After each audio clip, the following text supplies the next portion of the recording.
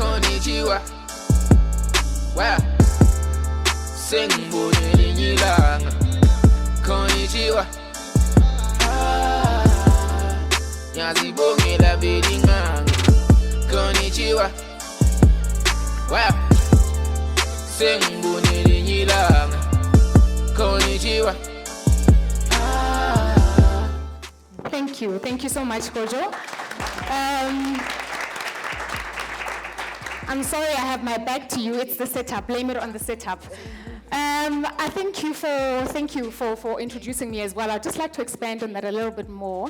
And I will be very brief. I come from a lineage of those who are nestled in the heart of the Limpopo province. So, Kibulela Sepedi, Ndiambana Chivenda, quite multilingual in that way. And I grew up in Limpopo, Polokwane. That's really where I went to school. And I come from a very resourceful people. And so that's why today you can say I'm varied, is because I know how to multiply things. I have found a way to multiply things. So thank you very much. And I will be basically taking over the driver's seat for this part of the program. Now, before we kick off, let me thank you all for showing up the way you have. I'd also like to thank the panelists as well for showing up so eloquently in your presentations. But not only that, I want to thank you for your chosen careers. Not jobs, careers. Yes. Because it felt like quite a deliberate intent to assume the roles that you are assuming at the moment. And I think, just given the idea of leadership, the one I subscribe to is servant leadership philosophy. That is the one that resonates most with me. And I got the sense that it was the same with you as well. It is the kind of philosophy or leadership style that transcends self-interest. You become more of a listener than you do a talker. You demonstrate empathy at like the highest level, and you foster just a willingness and a can-do spirit to get things done. So I thank you for that. A round of applause for the ladies, please. So I also wanted to say that definitely the presentations were a manifestation of that philosophy, and certainly start to answer the question why corporates need to be a force for good in society. Your contribution makes an indelible mark in our societies, and that is why we urge you to continue doing the work that you do. But I'm sure it is not without its challenges, and we will tap into that as well. All right. And so we're going to just double click on this, because what we are seeing is that more and more brands are taking responsibility. In fact, I would like to say that we are seeing more brands that are responsible social corporates. Responsible social corporates. So that is becoming quite a great intention. And so especially in a country such as ours that is plagued by the triple challenges of poverty, unemployment, inequality, it becomes so key to be extremely conscious of the environment in which you operate. I've got a thing about leaving people better than I would have found them. I only say yes to things that give me the opportunity to leave people better than I would have found them. And that is why I said yes to this. I connect with that mind state of empowerment and empowering people. All right, so just a reminder, I am joined by Conny Sethale, Kate Stubbs, Leanne Kiezer, as well as Navisha bechan-sewkuran. Sewkuran, my bad. Okay, thank you for correcting me. All right, so ladies, thank you so much. As you can see, we were very intentional about having a woman-only panel discussion today. Round of applause to the ladies. Very, very, very intentional. I'm going to start with Conny. Now, I'm not going to call you Conny because I think your name just begs an O's Conny somewhere in there. It just begs that O's, And so I'm going to start with you, O's Conny, which is to say that there is a notion that Africa today needs trade, not aid. And so just, if you were to unpack that, for the sake of this conversation, when we say trade, not aid, for the sake of this, just look at it as the ability to do for self. Given Nestlé's purpose, which is to utilize or unlock the power of food in order to enhance quality of lives today and for the generations to come, how do you as Nestlé do this in such a way that leaves people feeling like they are able to do for themselves, that they are able to self-sustain today and for the generations to come? How do you do that? Thank you so much, Lerato, and please don't even feel bad.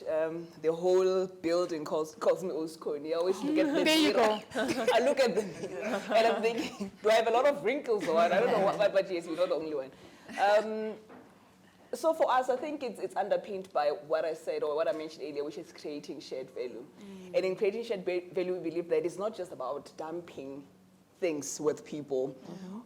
It's about empowering people to be able to sustain themselves and be resilient, right? So in everything that we do, we make sure that it's not going to be a once-off. How are you going to keep this for yourselves? Even the different initiatives that we have, if we're going to address food security, we're not dumping you with seedlings, or we're not dumping you with a van full of vegetables and fruit, but we can rather give you seedlings, teach you on how to water your gardens. Once you're there, teach you on how to make an income for yourself, provide for your own family, provide for your neighbors, and also sell to the stores in the long run. So in that way, we know that it's trade, and it's not just an aid. So if we had to remove ourselves from that equation at any stage, you'll still be able to maintain that lifestyle and to provide for your family and have a better livelihood. So it sounds like training is at the epicenter and the heart of that sustainability. Yes. So in our empowerment, it's that skills training, skills development, If, like I said, if it's in the dairy space, how do we then make sure that the farmers know how to do this better? That's it. Versus now sending a delegation of experienced or experts into your community, and then from there we go. But then how do we impart that knowledge to our beneficiaries for them to even be able to do that even further? Thank you very much. Kate, when I think of interwaste management or interwaste holdings at large, the thing that comes to mind is environmental impact immediately. When I think waste management is environmental impact. But I know that you guys also do a lot of work in the communities, as we saw there as well. How do you decide which initiatives to embark on? Because yours was quite broad. I mean, we saw sanitary towels, we saw school initiatives, we saw so many different things. What is that matrix, that criteria? Somebody's smiling back at you. How do you quite literally decide? Because I'm sure there's a lot of companies here or people who are self-employed who very much would love to know, to say, if I've got a very, very, very strong value proposition that I'm wanting to introduce, what sort of matrix are you going to be looking for in order to, support my initiative? So Raj's is smiling at me, our HR director, and we've debated this. And I think, this is a lady who serves greatly from the heart. So we've steered clear of having, sort of, as I said, a one-size-fits-all, because we have different strategies for different things. So we do less donations now because we don't want to do the handout. So it's to your point about sustainable impact. Certainly, we do have education. But I think we're both incredibly passionate about education, and it talks to long-term empowerment and sustainability. So where there's education opportunities and women empowerment, really focused about trying to transfer skill and create those little incubators where people could then go and create their own businesses. That is a priority. I mean, that excites us. Where we can use our own skills, I think our big one and our big learning is projects we get involved with where we are using our own skills. We're a waste management business. We can't be everything to everyone. Yes. So where we're involved, where we use our own expertise, and that's why these collaborative platforms are so good. We're the waste experts. Let us focus on what we're good at. You're good at yogurt. You're good at that. Those things are much more sustainable, have bigger impact. So those things we've got more and more involved in because they have that 1 + 1 + 1 = 4 impact. So, but we've still steered clear. We've still kept some of the projects that are close to our heart because of where we operate. We don't operate in Sandton. We're often in less desirable places and harder communities where people just need some basic day-to-day help. So we've kept some freedom for engaging directly with communities, and they have various needs. But I think around education, women empowerment, and predominantly around waste, where we can help use waste or transfer waste or convert waste to wealth, where we're showing people or helping them reimagine what waste could be. That's important to us, yeah. Perfect. Thank you very much. I'm going to move over to Leanne. Leanne, Danone is about one planet, one health. And yours is about delivering health through food.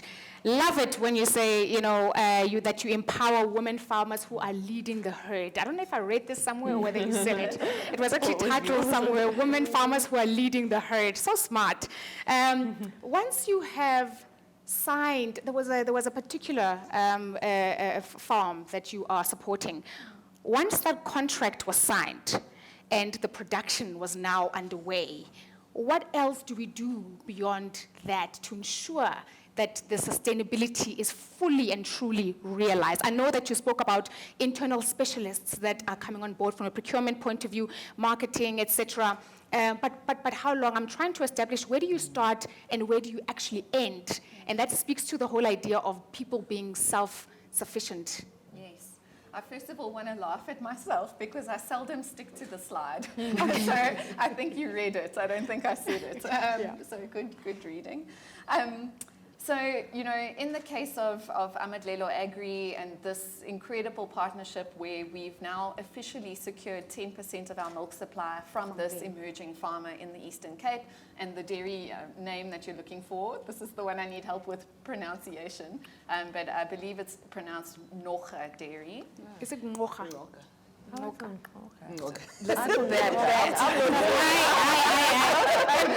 Can you get someone else? I'm not convinced yet.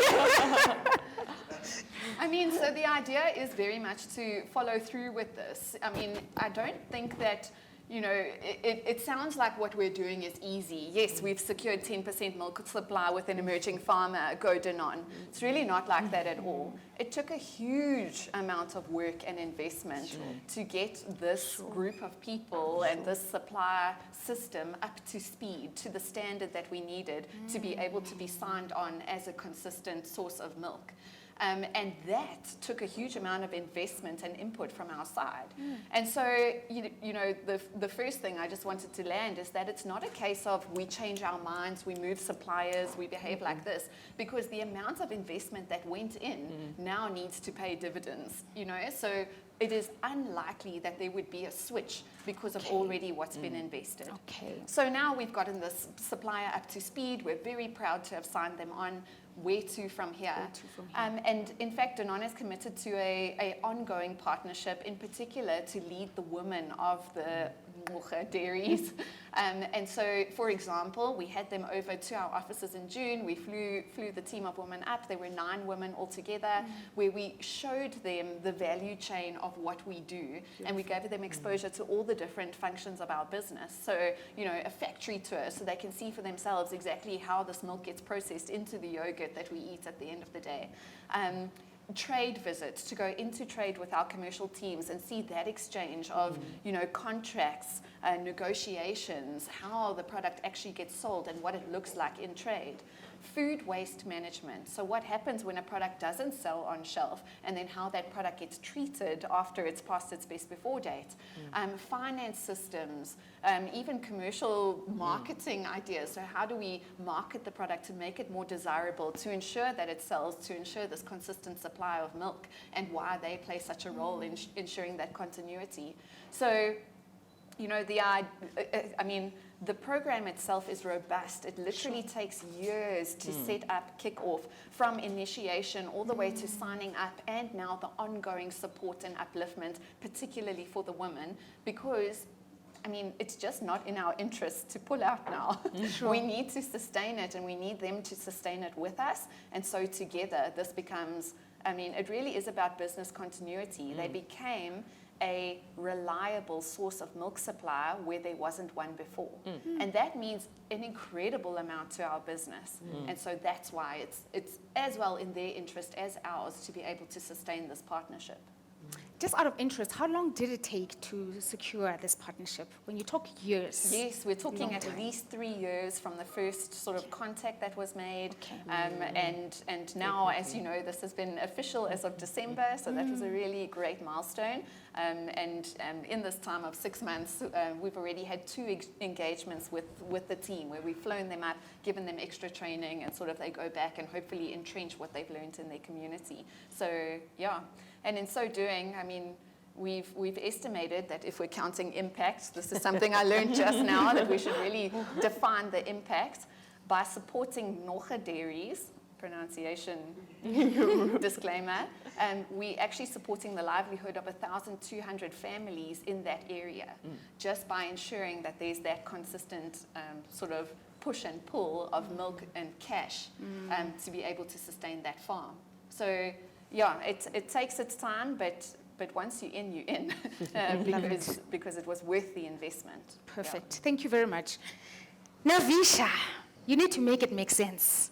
Snacking made the right way? Absolutely. All right, so let me ask it from this point of view. So we spoke about, the power of food. There was mention about delivering health through food. And then you come and you say, let's snack while we're at it. And then so the question that I initially had for you is to say, what does snacking made right look like? But then you shared that. You spoke about active play, you spoke about healthy habits. But, there's something that Kate said in her presentation that speaks to the circular economy. And the circular economy, the major contribution there is about input. What you put into it, it's got to be made right from the get-go, right? And so my question to you is to say, with the snacks that you produce, how much of that made right is actually in the input? Yes, I think, for us, it's very deliberate. It's very conscious, it's very intentional, that whatever we do as a business, we do it with the perspective of snacking made right. And that comes from the beginning, from ensuring that the farmers who are producing the cocoa are earning a sustainable income. It's about ensuring that there are monitoring systems on these farms that are dealing with issues of child labor, for example. And then it's right through the entire supply chain, through the manufacturing, making sure that at our factories, we are very intentional about waste. We're very intentional about saving electricity, about saving, about not putting out carbon into the environment. And then if you go to the next stage, it's about getting consumers these high quality products which they are spending their hard-earned money in buying, ensuring that the quality of those, it's great. And it's what they are wanting from a product and wanting for those intentional snacking moments. And then going to the post-usage scale as well, to ensure that our products are made with packaging that's recyclable. We have a target as a business to ensure that by 2025, all our packaging is recyclable. And we're there. We're almost there as a sub-Saharan Africa business unit. So it's those steps that go right from the beginning of the development of the product through the stages to eating the product and enjoying it. And then what happens? There's still something there at the end of the day. And then making sure that that product is also treated in a rightful manner. Okay, so made right sounds more like it's the value chain of made right, Across the value as opposed to the ingredients in the made right. It's definitely across. Thank you for that honesty. All right, also Conny, when we talk about the community of Makhoba, love it. When I first met you, along with the ladies, you spoke about that so passionately. And I saw it again in your presentation as well. There was an article I read, I think it was in the Sowetan, it was published in April 2022, where they spoke about Makhoba Farms and Nestlé milking it together. What a line, what a line, milking it together. And so that spoke to that mutual, mutually beneficial partnership. You used the word adopted, but for me, it felt like it was something that's mutually beneficial. And so I'm going to ask you a question that was similar to what I asked Kate, in terms of, I can see the narrative of why that community would appeal to the Nestlé story. I can see. But when we talk to just many other great initiatives that are out there, begging for Nestlé's attention?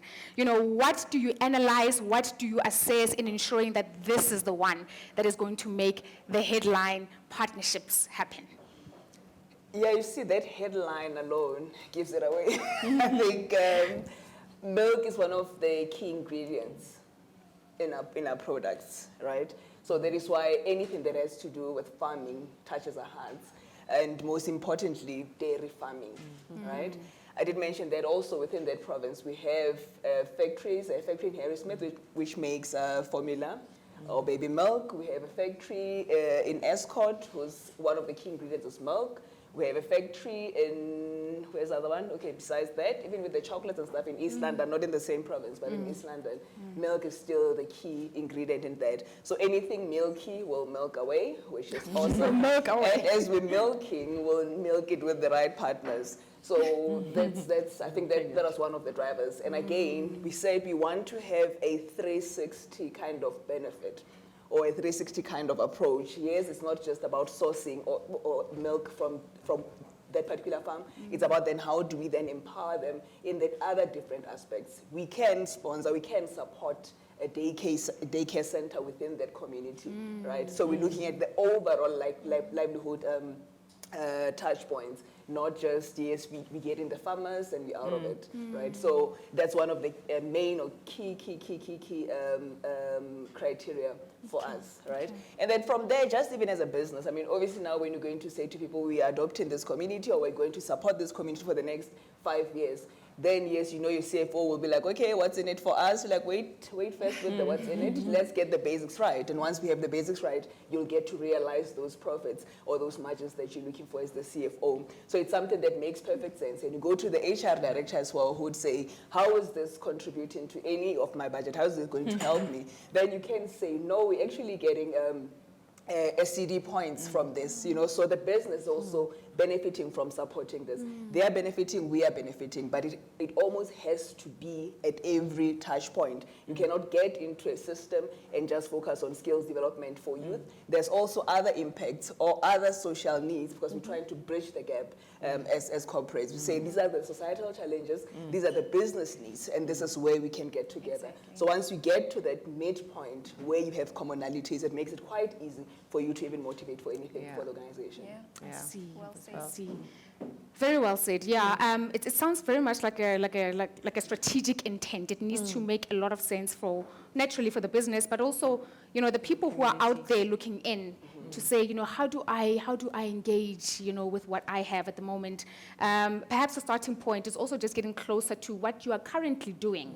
And perhaps what you are proposing as the outside person looking in could be, you know, this is where Nestlé is currently occupying, you know, activities. So what can I do in that area where their attention already exists? Because that makes then the strategic sense that you were talking about earlier on. Otherwise, you'll have your budget exhausted with tiny many pieces different of things that are everywhere. Sending everything, and you're sending out everything. But how for you to get the best impact is consolidating all the different efforts, Yes. grouping them, and seeing that this is where the biggest gap is for the community in which you're operating. So of course, you'll have other counterparts in other regions or other markets who are not worried about what you're worried about. Sure. So this is where we're saying localization makes perfect sense. You know, yes, it can be a global vision and all of that, but how do we then make it a bit local, which is what's going now? You know, still serving your shareholders globally, but also saving what the current local needs are. Thank you for that. Kate, I was going through the Deloitte Gen Z and Millennial survey that was conducted in 2022. And basically they had respondents of over 22,000 young people who completed this survey across the world. And 44 countries later, Africa included, you know, these young people are basically saying that climate concerns were cited as playing a major part of their career decisions. And in fact, let me go further. They're saying that over half of these respondents say they research a brand's environmental impact and policies before approaching or accepting a job offer. They do that these days. These are educated, driven young people who are saying, I actually care a lot about what your environmental impact looks like and what your policies actually say about that. And then 1 in 6 of these guys were saying that they have already changed their jobs or sectors as a result of their climate concerns. So Kate, we have these talented, special group of young people who are this conscious. So how do we, bring these environmentally conscious young people closer to the business side of recycling, minimizing waste, circularity? How do we bring them closer to that to say, if you want to get into this space or, commercially, this could be a viable option for you as well? Because already the proof is there. The data is showing us that there's a lot of interest here. Yeah, I think what we're battling with now, the industry literally changes every day. I learn every day. So that's one of the exciting things other than having the meaning of what we're doing, but it's exceptionally complex. And so finding the right skills right now is hard for us. Okay. And you're seeing a lot more programs in universities and just even practical skills. I mean, waste management is fascinating. You need anything from chemical engineers, pharmacists, scientists, all types of operators too, sales, marketing, commercial, innovation's huge, waste to energy, those types of technology. So, you can attract a wide range of people into it. It's still potentially not seen as sexy as an industry, but we, as you say, seeing a greater interest of people. It's finding those skills. And I think as the industry, South Africa, why are these companies, these international companies investing in South Africa? It's because where our legislation's going and where our need is coming, big change has to happen. Mm-hmm. And I think there's a lot of innovation in the space, not only by these, other brands doing it, but in the industry that's attracting people. But it starts with, we have to tell these stories. We have to educate about waste. We have to make it attractive, but we also have to get people to connect that it's their responsibility too. Before I worked in the industry, I'd never been to a landfill site. I'd driven past rubbish dumps. We just do lots of site visits, and when people come on board, they're just always amazed. It doesn't smell. Our head office is in Germiston, where we operate. We do all sorts of solutions. Yeah, you do get different smells, but the technology and the excitement and what goes in the pre-processing and the processing of different types of waste we do, that just excites people. So for me, a big thing is education still, that education and awareness, because it just changes your mind, and we're trying to shift how people think and how they work.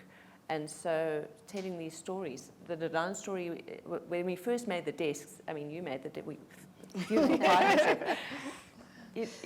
for even our own staff to see that yogurt tub is now a school desk, for these little kids, the excitement, and they could tell you, was just monumental. For the rest of their life, I can't help thinking that they will see waste and they'll go, what can I do with this? That's what we want to get to, because the innovation that can happen in this space is phenomenal. Yeah, so that's hope. That's where we get very excited. Perhaps it just feels like I haven't sat in enough rooms that position, waste that way. And I think it's exactly what you're speaking to. Education awareness is a big part of this.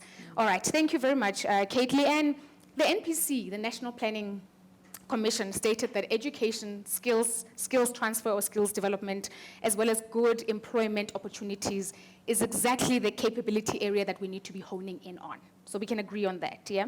And I know that yours is, education is an area that you've taken an interest in, hence the library. When I think education from a corporate perspective, I think of how they sponsor and support programs, math science programs that we are seeing actively. They support, the building of schools, the refurbishing schools. When we look at staff volunteerism programs, people are painting schools. And that's what we see when we talk corporates and education. So it's beautiful to just, hear the library establishment that you've built. I want to ask, I grew up in Venda, Limpopo. And I grew up in an area where there were more taverns and liquor stores than there were libraries. Still is the case. Across all of Limpopo, in fact, across South Africa. Can we agree? Yeah. And so, Leanne, my question is, the library that you are launching on Thursday, it's a pity I won't be there. I would have loved to be there. I've got another engagement. Is there plans for more of those? Because of the dire need. We spoke about the NPC and what they have cited as pivotal areas that we need to, build. Is there plans for more rollout of these libraries? I have so much to say. First of all, I wouldn't be doing it justice if I didn't mention one of the key partners that's helping to bring this library to life. Sure. So, just reinforcing that message quickly about partnership and how all of us have our individual scopes and skill sets. Yogurt makers, waste management partners, whatever it may be. One of the partners that we've linked up with in this library launch is called the Imperial and Motus Community Trust. And we've actually gone on quite a long learning journey with them, which is talking about how to make this library that we're building impactful. And so from an Imperial and Motus perspective, what they often talk to is that maths and science are topics which are kind of falling by the wayside and are not well understood and practiced in schools. And so, Kate was just referencing some careers in waste management which are really going to leverage on maths and science, and that's unfortunately falling away for so many reasons. But if you do a deep dive as to why that is, one of the primary reasons is that literacy is falling off the radar. Sure. So if you look at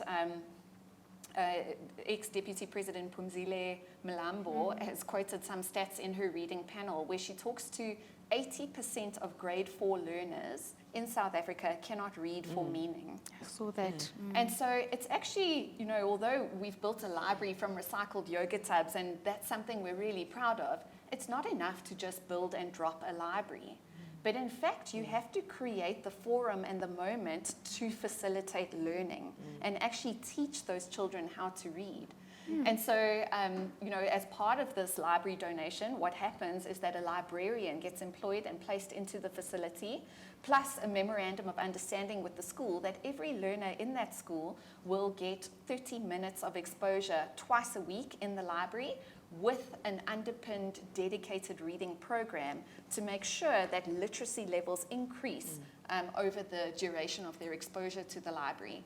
And so therefore, hopefully we can extrapolate this impact and say literacy levels increase. Therefore, we correct this gap in maths and science understanding and analysis. And therefore, we send a bunch of new employees to Interwatse to address the waste management system. And this is how it's going to go. And so, you've said it a few times, I'm just reinforcing again, partnership is key. Number 2, you can't just drop a library. You need to invest in what it takes to bring that library to life and make sure that learners will actually benefit or change or grow as a result of that library, and that's what impact means. And to come back to the question you actually asked me, which was how many more will we build? So excitingly, this first library is launching on Thursday. We have definitely committed to a second structure coming later this year. Yay!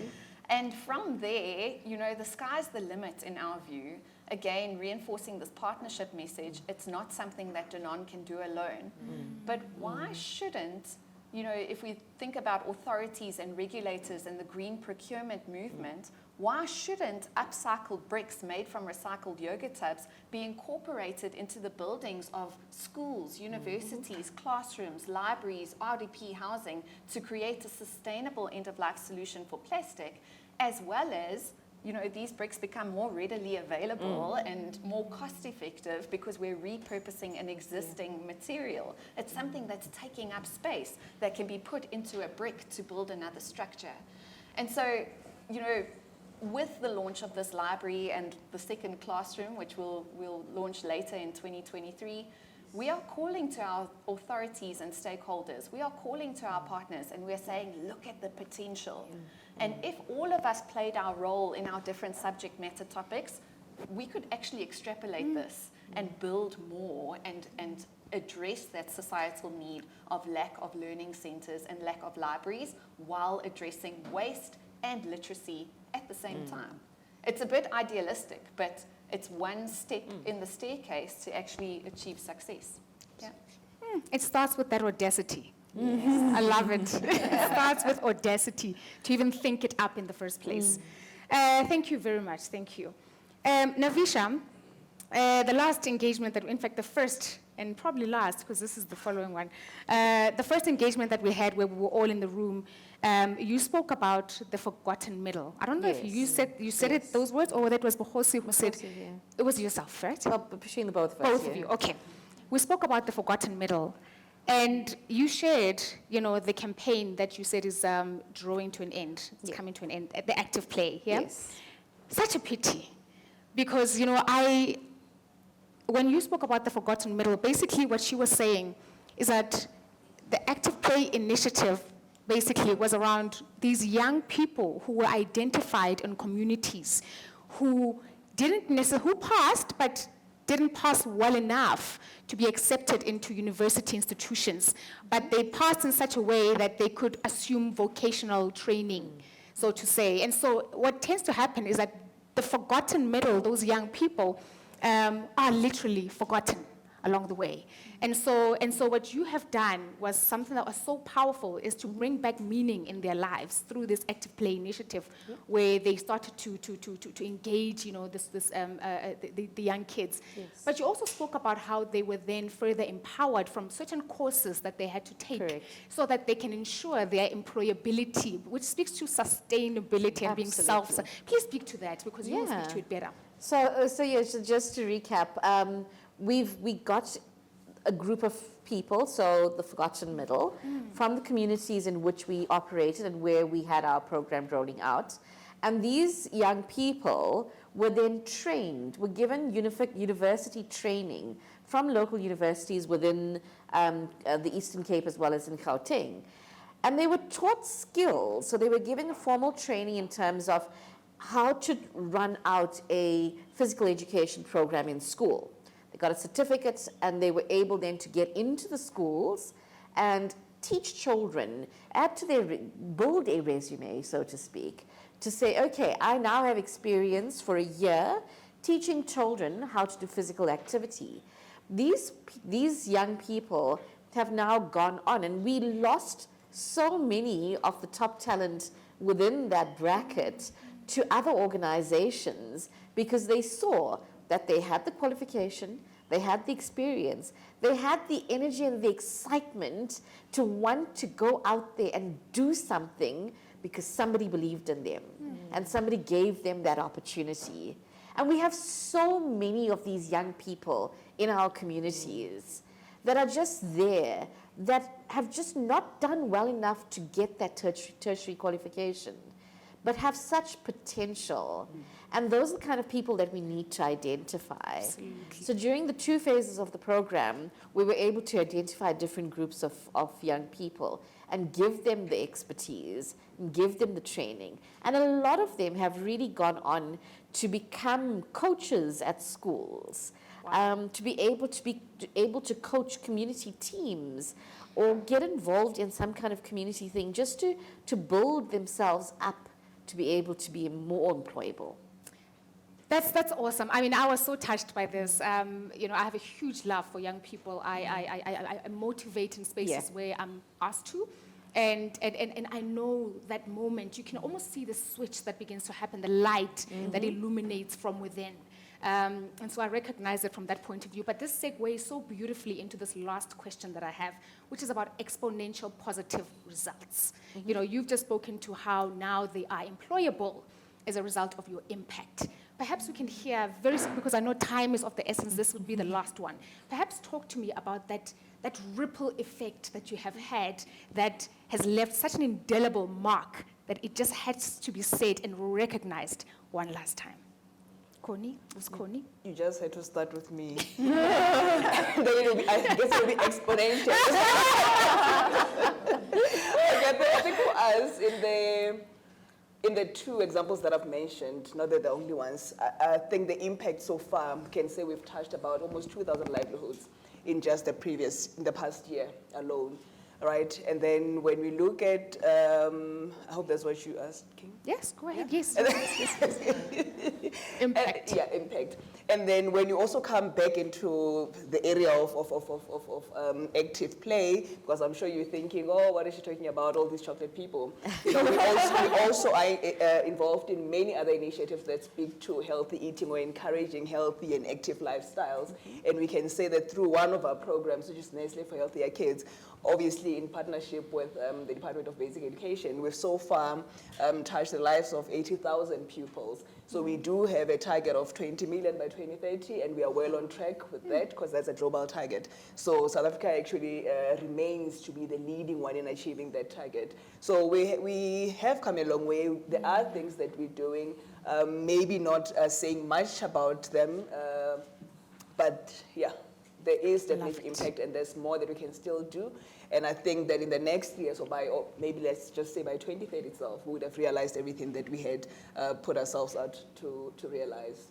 All the best with it. Thank you. Thank you, Conny. Kate? Cool, it's a hard one to answer, but Tops and Tags, which is now Give to Green, because it's empowered school children, families, it's given them a platform in which to contribute to people with disabilities, to the wheelchairs. So in South Africa, it's really scary. So when you see someone who's a child, the other day, someone wrote to me and said, this kid in Orange Farm was disabled and been lying on the floor for 11 years because there was had never been in a wheelchair. So to see, I mean, that impact is amazing. And so for over 1,000 wheelchairs over the time, and now to extend that program, very proud of it.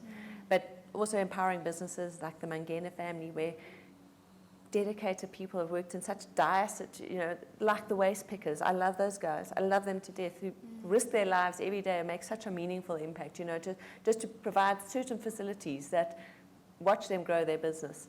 And then one last one, just on education. I mean, because we don't have all the stats like you guys, and we'll get better at it. But I will never forget, Teach SA in the Northern Cape, quite a rural, very rural school. The pass rate was 43%, it was dire. Then COVID happened and load shedding, and these kids, and we put a Teach SA, we sponsored a Teach SA teacher in that school.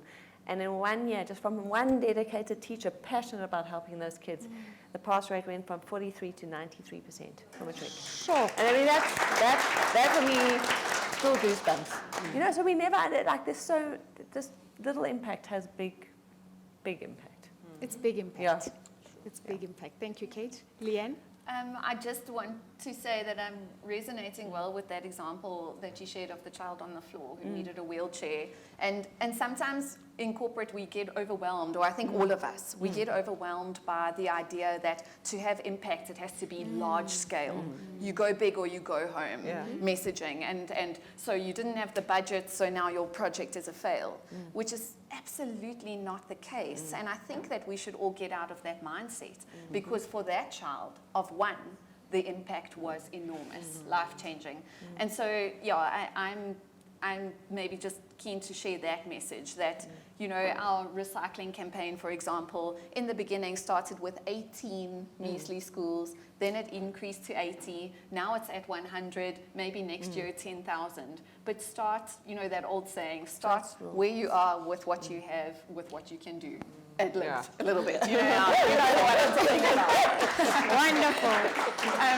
And I mean, I also just want to say that people are looking for opportunities for hope and looking for opportunities to hop on the bandwagon. So, in the scope of this library project that we're talking about, we put out one post on LinkedIn asking corporates and communities to help us collect and raise books to be able to stock this library that Danone had built.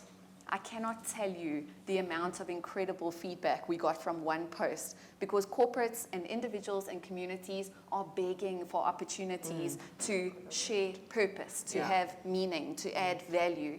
And so, I mean, I have a lot of these partners in the room today, but LP and Pace suppliers, I'm not exactly sure what the company's called, but LP and even at one point, the Firefighters Association of Roodepoort was collecting. I mean, and now at this stage, we have around 6,000 books that we're using to stock the library that we're building on Thursday, and 100% of those were sourced from community and corporate goodwill.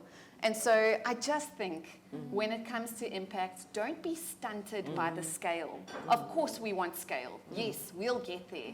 But start with what you have, even if it's one school, even if it's one child, even if it's one LinkedIn post to ask for books, because there is momentum that sparks from things like that, and people are begging to be involved. We are all seeking purpose. Beautiful. Thank you. Thank you very much, Leanne. Navisha? I think similar. So the old adage, give a man a fish and he'll eat for the day, and teach him how to fish and he'll eat for a lifetime. I think that's something that resonates with what we've been doing. Through the schools program, the Health and Action program, in phase 2, we started having key schools that were then going out and teaching other schools in their communities about what they learned. So it's about that multiplier effect. How is it that we can ensure that it's not just done for me for today, but it's done for me and my community around me? How can we spread the love? How can we spread the generosity? And we see that again with our aquaponics program, where we have a hub and spokes model. We create a hub, we teach here, and from that hub, we get other people coming in from the different spokes to be able to contribute, to be able to learn, to be able to grow. And I think that is something that's really critical, to allow people to learn and then to grow. Yes, I love it. I love it. Unfortunately, our time is non-existent anymore. However, I would like to close with the following. Something beautiful that I encountered in Feb of this year. I had a beautiful conversation. In fact, it started off as an interview. I interviewed the late Ntate Tate Magwe, who was the MEC of Education, Free State. And he passed away in March. So I interviewed him in Feb, he passed away in March. And so you can imagine, that man was a force for good. The engagement with him was around his success as an MEC of Education, because for 4 years in a row, the Free State produced the best provincial matric results, meaning under his tenure, meaning that they had the best matric results 2019, 2020, 2021, 2022, under his leadership. He served with distinction. And so the question I asked him, I said to him, Ntate Magwe, what does it take to produce results like that, to have that kind of impact year after year? And to which he replied, Lerato, it takes everyone. He said it takes everyone.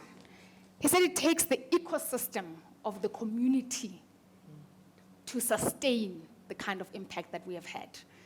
He said it takes the children showing up fully committed to their studies. It takes the police officers doing their job, making arrests, closing taverns down when it's time to close down. He said it takes clinics operating optimally and effectively, meaning people coming in, getting treated, taking their medication so they can go back to being fathers, mothers, sisters, grandparents to support the community. It takes corporate sponsors coming on board with whatever muscle they have. It takes schools instilling a culture of discipline and a culture of learning. And so ultimately what he was saying is that it takes people doing a good job and doing it so well that the living, the dead, and the unborn couldn't possibly do it any better. That's when you start to have that degree of resourcefulness in our communities. And so mine is to say thank you very much for your contribution, your impact, and thank you all for being recipients of all of their wonderful presentations. Thank you for joining us, and have a wonderful stellar day. Every day is a new day.